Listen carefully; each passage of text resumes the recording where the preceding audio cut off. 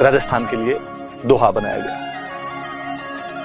कि राजस्थान की धरती जब बनाई गई तो उसके बारे में कि दीधा निजगुण देवता रिखियां दी आशीष, कि देवताओं ने अपने गुण दिए, ऋषियों ने अपना आशीर्वाद। दीधा निजगुण देवता रिखियां दी आशीष, जिन दिन सर्जी मरुधरा, जिस दिन इस मरुधरा का सृजन किया गया। सोनी नायो, सोनी मतलब पृथ्वी, कि जिस दिन इस मरुधरा का सृजन किया गया, या मरुधरा भगवान द्वारा बनाई गई थी, उस दिन देवताओं ने अपने गुण निकाल के दिए, इसलिए कि हमारे में जो गुण है वो इसमें भी रहेंगे। ऋषियों ने आशीर्वाद दिया कि चिरायु हो, चिरंजीव हो। पृथ्वी ने अपना सिर झुकाया कि मेरा सबसे बेहतरीन टुकड़ा रचा जा रहा है। फिर अगला दोहा किसी राजस्थानी कवि की कल्पना देखिए। राजस्थान का कवि कहता है क्या दीधा नहीं जो देवता, कि देवताओं ने कुछ नहीं भी दिया, सारे निकाल के नहीं दिए। लूंठापन ही लिए, हमने लूंठेपने से जबरदस्ती छीन लिए। देवताओं जो दे दिए वो तो ठीक थे, जो नहीं दिए हमने जबरदस्ती छीन लिए। दीधा नहीं जो देवता लूंठापन ही लिए। इंद्र भाग्यो आंत रहे, देवताओं का राजा इंद्र हमारी उस जबरदस्ती को देखकर राजस्थान के लिए दोहा बनाया गया कि राजस्थान की धरती जब बनाई गई तो उसके बारे में कि दीधा निजगुण देवता रिखियां दी आशीष, कि देवताओं ने अपने गुण दिए, ऋषियों ने अपना आशीर्वाद। दीधा निजगुण देवता रिखियां दी आशीष, जिन दिन सर्जी मरुधरा, जिस दिन इस मरुधरा का सृजन किया गया। सोनी नायो, सोनी मतलब पृथ्वी, कि जिस दिन इस मरुधरा का सृजन किया गया, या मरुधरा भगवान द्वारा बनाई गई थी, उस दिन देवताओं ने अपने गुण निकाल के दिए, कि हमारे में जो गुण है वो इसमें भी रहेंगे। ऋषियों ने आशीर्वाद दिया कि चिरायु हो, चिरंजीव हो। पृथ्वी ने अपना सिर झुकाया कि मेरा सबसे बेहतरीन टुकड़ा रचा जा रहा है। फिर अगला दोहा किसी राजस्थानी कवि की कल्पना देखिए।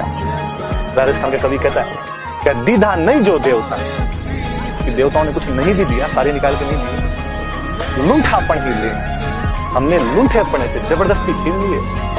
देवताओं जो दे दिए वो तो ठीक थे, जो नहीं दिए हमने जबरदस्ती छीन लिए। दीधा नहीं जो देवता लूंठापन ही लिए। इंद्र भाग्यो आंत रहे, देवताओं का राजा इंद्र हमारी उस जबरदस्ती को देखकर, मुगलों ने वहां पर उनको खूब सारा धन प्राप्त हुआ था। वहां का सारा धन उन्होंने लाला के कहां पे गाड़ दिया था, जयगढ़ में। बाद में जयपुर के राजा तो खुद ही भूल गए कि अंदर धन गिरा हुआ। इंदिरा गांधी को पता चला। किसको पता चला? इंदिरा गांधी ने जब आपातकाल लगवाया था तो किले की खुदाई करवा दी। हालांकि गवर्नमेंट के रिकॉर्ड ये कहते हैं कुछ भी नहीं मिला, खुदाई हुई थी लेकिन यहाँ से कुछ भी प्राप्त नहीं हुआ।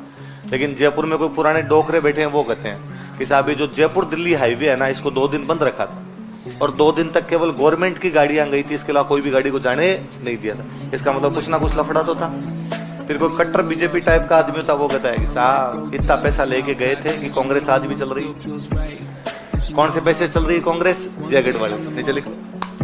आपातकाल के दौरान एक दिन कोई एक LIC वाला आ गया ऑफिस के अंदर और मुझे कहा कि सर LIC में आप लोगों के खाता खुलवा दो, अकाउंट खुलवा दो। LIC वाले अक्सर आपको मृत्यु के फायदे बताते हैं, आपकी मौत के क्या क्या फायदे हो सकते हैं। मैंने कहा मैं ये खाते वाते नहीं खुलवाता। सर आपके टैक्स में रिबेट मिलेगी। मैं क्यों रिबेट मिले? मैं टैक्स दूंगा, सरकार को पूरा टैक्स दूंगा। मैं सरकार में विश्वास करता हूँ, जिम्मेदार नागरिक हूँ, मुझे टैक्स देना है। तो वो वापस ले जाए। उसने कहा सर आप समझ नहीं रहे, कल को आपके घर वाले, कल को कब बता तू, कल को कब? अब सीधा सीधा आदमी जैसे कहते हैं तू मर जाए, ऐसे तो कहा नहीं जाए ना मुंह पे। तो मैं कल को कब? उसने कहा सर जिंदगी का क्या भरोसा है? तो लड़कियां पीपल के पेड़ में पानी डाल के आती है कि पीपल सिंचा, क्या सिंचते हैं? टारगेट एक, वन एंड ओनली टारगेट, कि जिस प्रकार पेड़ों में सर्वश्रेष्ठ पेड़ कौन सा होता है? पीपल।